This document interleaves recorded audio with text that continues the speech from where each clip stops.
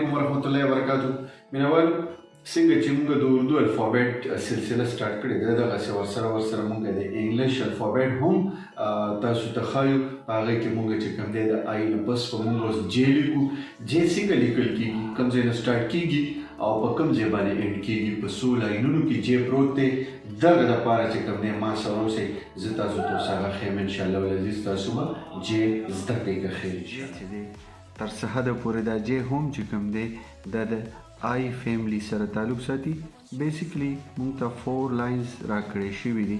په دې 4 لاینز کې جې چې کوم دی په سمال لیټرز کې دا په لوور 3 لاینز کې لیکلی کېږي. څنګه لیکلی کېږي ګورئ ورته. دلته نه به قلم کې دی جویننګ ټیل به جوړ کړئ.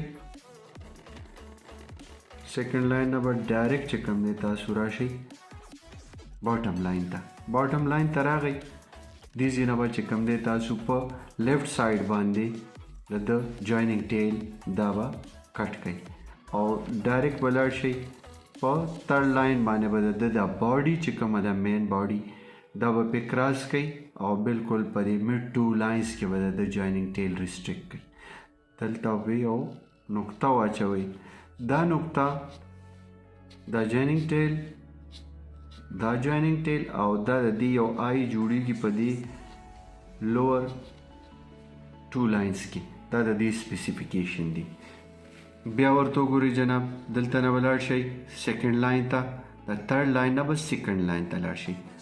بیا به واپس چې کوم دی تاسو سلولی راشئ باټم لاین ته.